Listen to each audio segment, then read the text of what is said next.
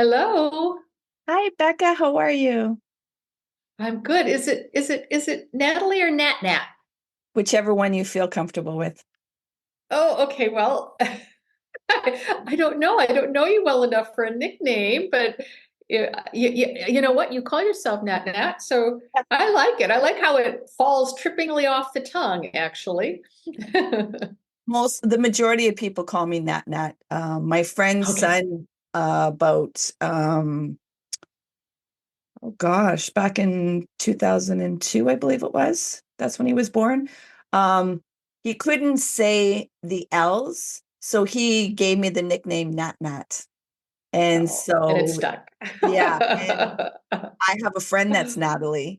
So when we're together, it makes it more easier too. Okay, you're Nat Nat, you're Natalie. Yeah, And then when we yeah. have a third Natalie in the crew, it makes it so Oh, Natalie's a you pretty calm. actually do have three from Yeah, time to yeah, time? we've been Oh, around where there's been three Natalies, yeah. So and people think like, oh, you're making it up, and it's like, no, we're really all Natalies. So yeah, so the nickname, I know some people, I use it still because I want it to be childlike and that people can see the playfulness. oh, that's lovely. I see that. Yeah, to be of service, that's the venue, the entree that you use a lot of the time. Just you're so gentle. You're so the authenticity just comes through everything that you do. So it's lovely to meet you in person. Yeah. Yes, you too, you too. I'm looking forward to this conversation. Welcome to the Lift Oneself podcast, where we break mental health stigmas through conversations. I'm your host, Nat Nat, and we dive into topics about trauma and how it impacts the nervous system. Yet we don't just leave you there. We share insights and tools of self-care, meditation, and growth that help you be curious about your own biology. Your presence matters. Please like and subscribe to our podcast. Help our community grow. Let's get into this. Oh, and please remember to be kind to yourself. Welcome to the Lift Oneself podcast. Becca, I'm so thankful you're here with me. Oh, Nat, Nat, it's truly my pleasure. Would you be able to come into a meditation so that we can center and ground ourselves and connect our hearts together? I would love that. And for the listeners, you're able to do the same. If you're not able to close your eyes, then just listening to the prompts of what I'm using for the meditation. So, Becca, I'd ask you to close your eyes and begin breathing in and out through your nose. And just watch your breath go in and out through your nose, not trying to control it, just allowing to see how the breath is going in and out. Allowing yourself to come into your body, into your senses. Be aware of what's going on internally. Whatever sensations or feelings that may be coming up, allow them to come up. You're safe to feel. You're safe to let go while keeping your awareness with your breath, going deeper into your body, staying with your breath, going deeper into your body. When you're ready, I'm going to ask you to gently open your eyes. How's your heart doing? Steady and true. Can you let the listeners know who Becca is? Sure. Becca is a well-intentioned, motivated, healed individual who helps stressed, stuck, and traumatized individuals process and release self-defeating emotions and pain so that they can effectively and gracefully handle any personal or interpersonal situation. I support people in becoming emotionally resilient, as I have for myself. Can you let us know how you started doing this kind of work? What brought you along on this path? Mm. We talk about seekers, and the reason we are seekers is because we are in our suffering and we don't want to feel that way anymore. And I came out of a very difficult childhood and grew into a young adult, a mature adult, and turned over a lot of rocks looking for solutions to crippling anxiety and depression and uh, mercurial anger and a lot of other emotions. And I pursued a lot of therapy, but it didn't seem to be the answer for me, even though, in a lot of respects, in our culture, it really seems to be the one go to.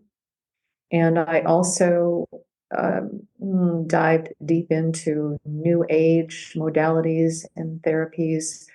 But the piece about new age oftentimes is, don't think these dark, deep shadow thoughts. Think light, airy thoughts and stay there. But the fact of the matter is if we haven't merged the two of them, the shadow side is going to come out and and launch at any time, and we have no say over that. So if we don't integrate the light and the shadow part, we are destined to continue to be slaves to our emotions. And that's once I healed myself from that. There, I was a television producer, and I didn't want to do that job anymore. All my life, I had been in television news, national public radio as a producer, reporter, anchor. And for me, when I healed, I healed, and the compassion just emerged. It came up seeing other people so hurt and in such a state of suffering that I said, wow, I have an answer. There may be a lot of answers out there, but I have an answer that was very efficient and efficacious for me. And I see a lot of burning bodies around me who are in deep suffering, and I want to help them. And I went into this work that I encountered called emotional liberation. It's fairly new. It is about 10 years old, and it's about using your difficult emotions as your inner guidance system.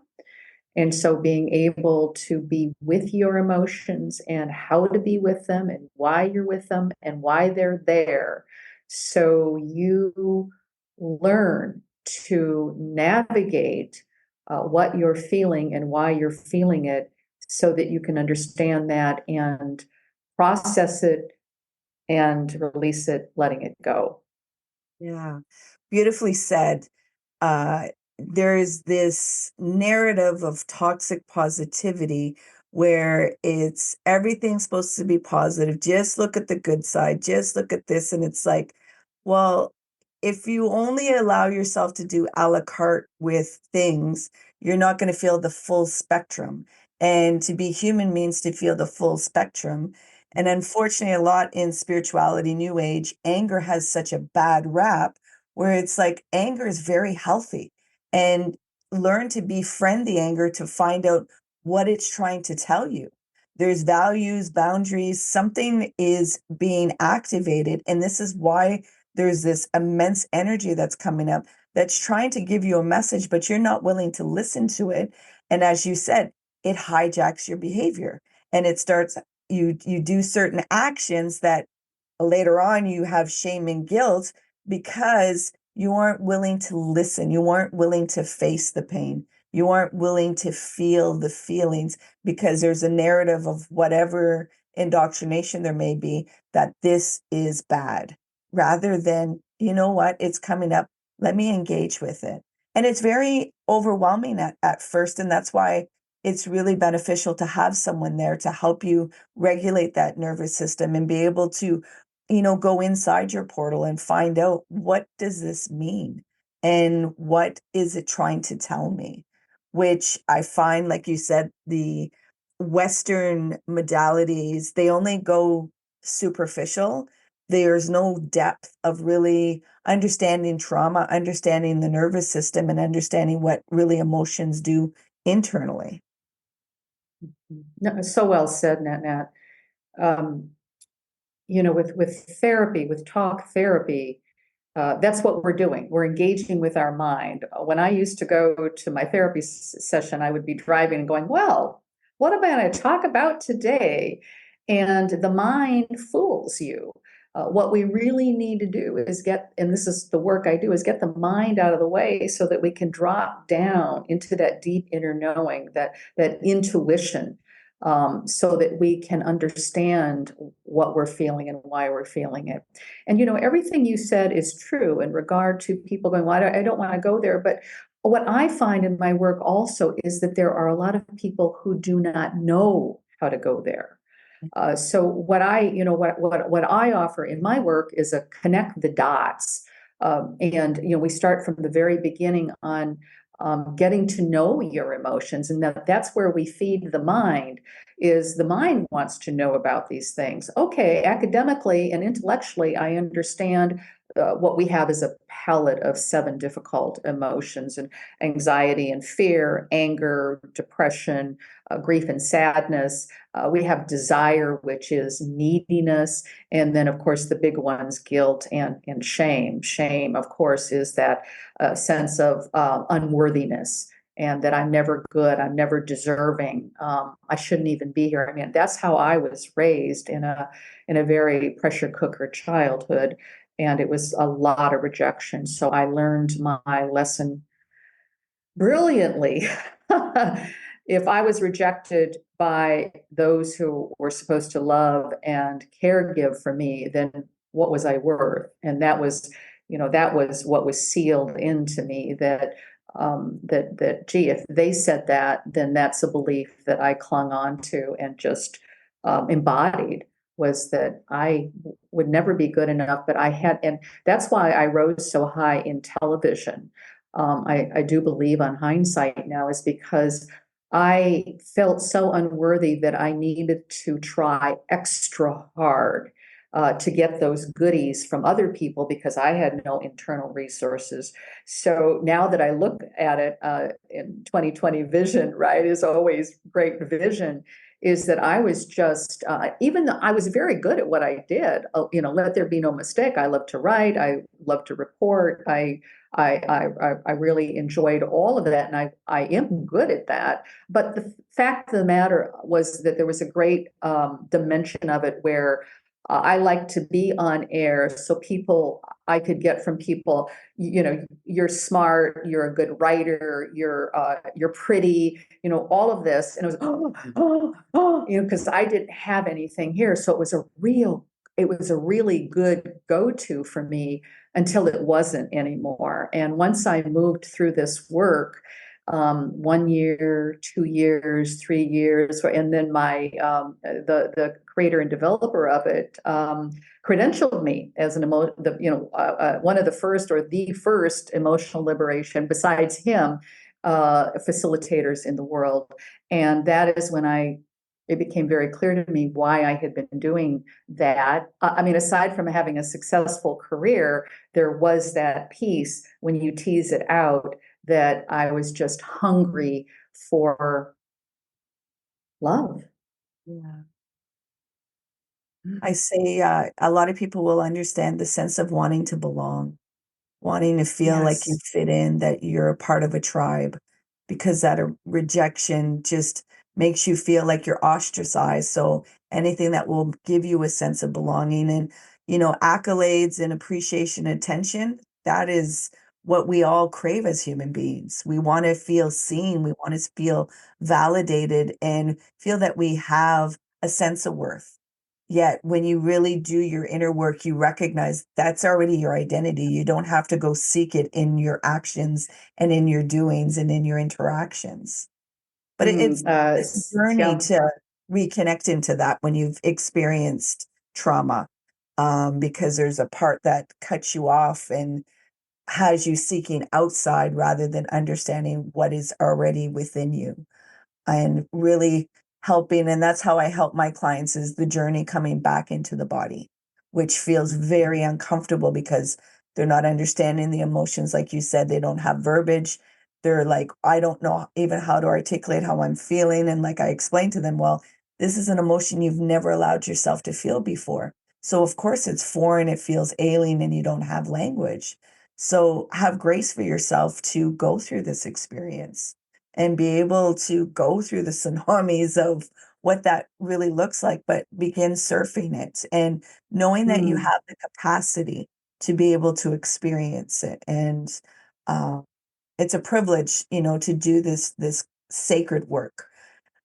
I want to tap into the plant medicine and what Mhm. brought you into that dimension, and what is it that you see as the benefits for people? That's a big question and an important one too. So it was organic. It was an organic unfolding. Way back in college, and I'm a woman of a certain age, so that was a few decades ago. When I was in college, somebody turned me on to cannabis, and I started smoking it and felt better. The anxiety calmed way down, and it felt really good. And so what you could say is, started self-medicating with cannabis, and I did it all the way through decades, through thick and thin, through legal and non-legal, and it helped. But what I found is that it was fleeting. So while I was under the influence of the cannabis, I felt better. But then when I wasn't anymore, the feelings, the emotions, particularly the anxiety, just came flooding back.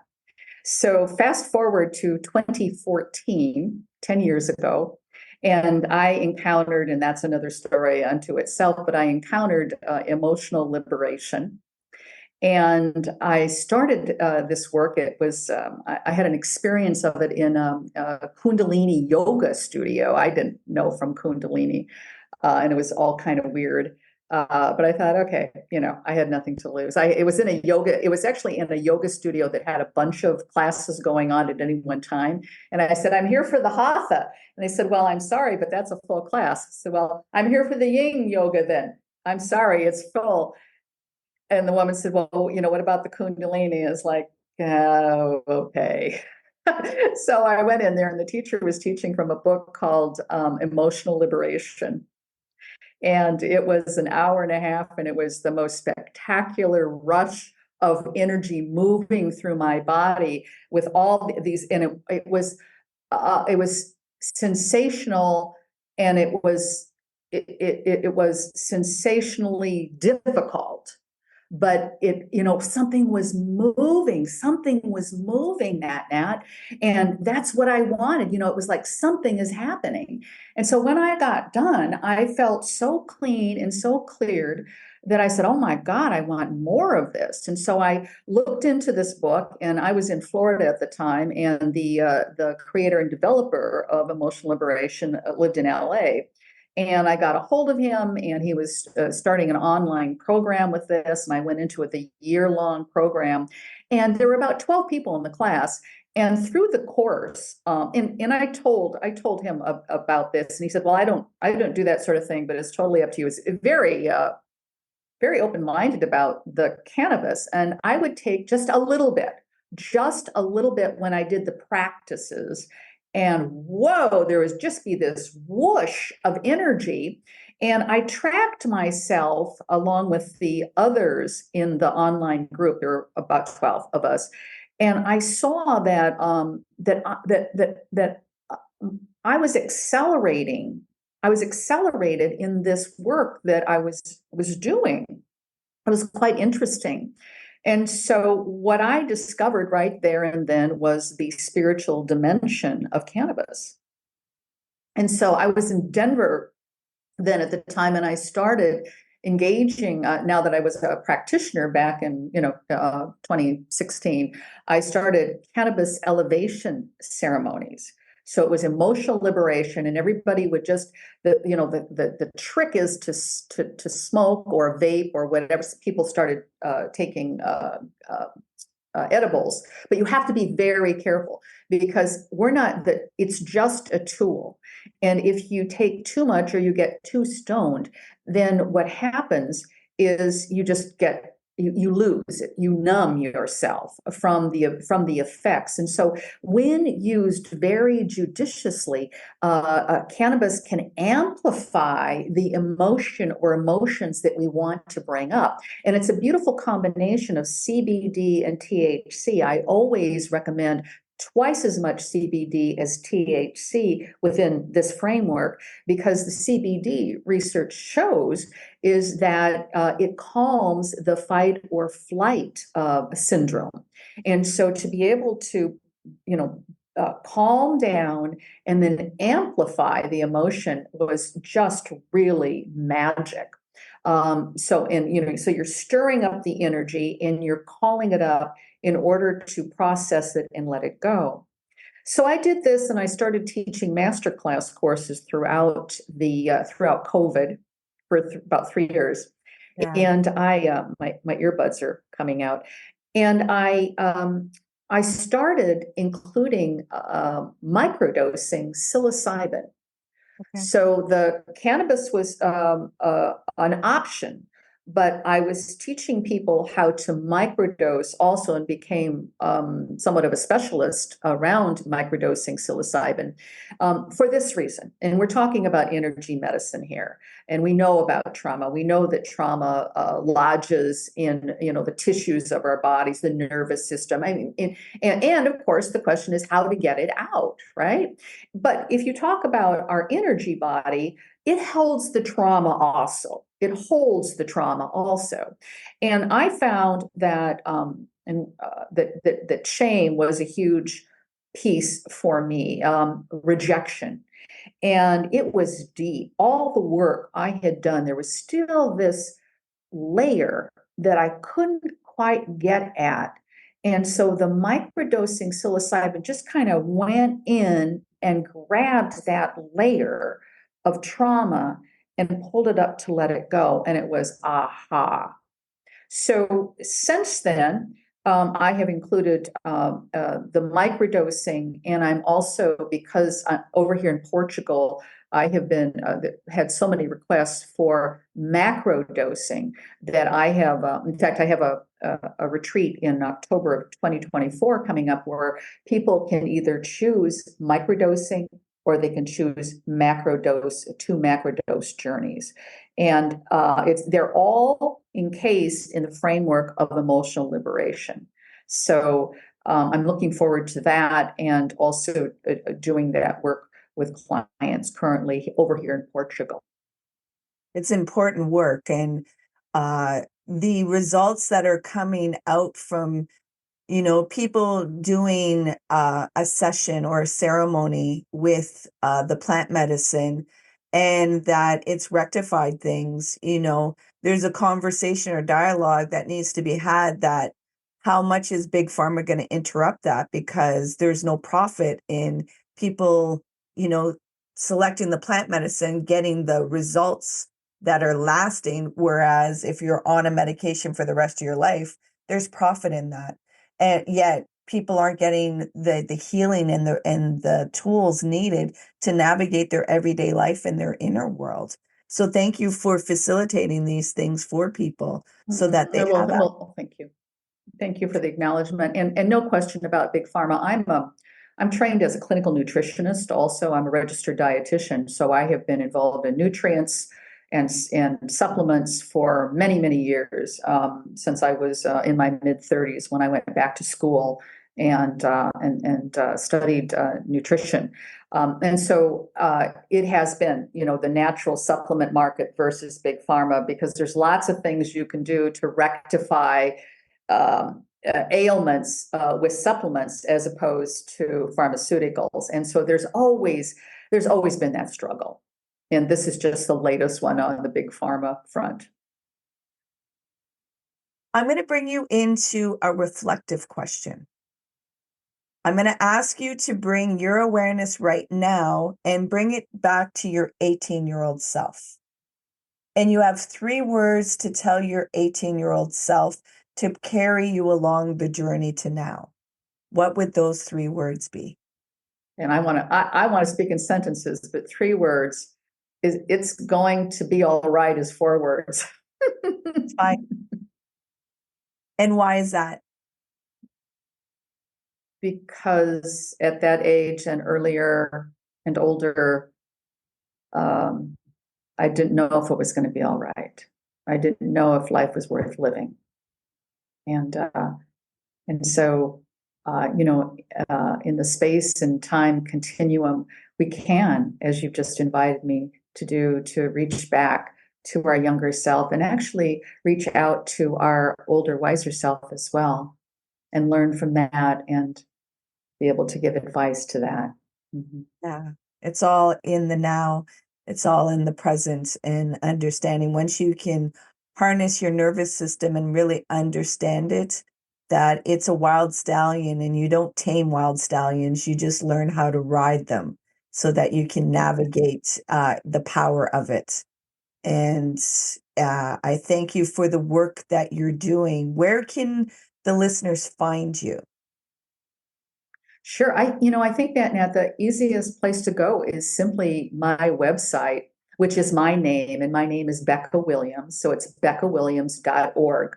And that's everything you need to understand because that's the portal for all of my work. If you can make it there, then you know that you can get in touch with me through email or however that might look, and even schedule a time to talk with me if you'd like to just find out where we could go, what we could do if we're a good fit. Sort of thing, and also the October retreat as well. Exactly. I think there might be some listeners that will want to come see. I want to ask you, is there any constraints being in Portugal compared to being in the States and offering these ceremony sessions? So what's interesting is that Portugal has adopted a unique approach to managing drug use.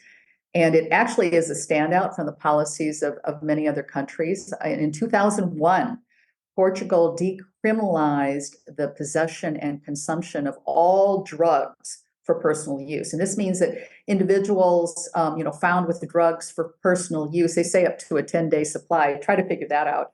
But up to a 10-day supply, it doesn't matter. The activity is not illegal, but operates in an undefined regulatory space. So we're able to take advantage of that over here in this country. For any listeners that are coming from different countries, is there any requirements or is this explained on your website, what the steps that they need to take to come to this retreat? Yes, it's all there. Mm-hmm. Okay. It's all there on the retreat page. Okay. Well, thank you so much for this enlightening and enriching conversation.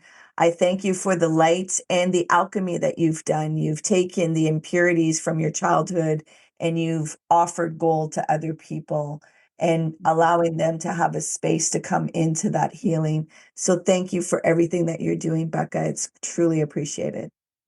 You have a way with words, from impurities to gold. Thank you. It's a nice way to look at it. It's a lovely blessing. Thank you. Remember to be kind to yourself. Always, always. Thank you for being with me. What a pleasure to get to know you. Likewise. Hey, you made it all the way here. I appreciate you and your time. If you found value in this conversation, please share it out. If there was somebody that popped into your mind, take action and share it out with them. It possibly may not be them that will benefit. It's that they know somebody that will benefit from listening to this conversation. So please take action and share out the podcast. You can find us on social media on Facebook, Instagram, and TikTok under Lift Oneself. And if you want to inquire about the work that I do and the services that I provide to people, come over on my website, come into a discovery call, liftoneself.com. Until next time, please remember to be kind and gentle with yourself. You matter.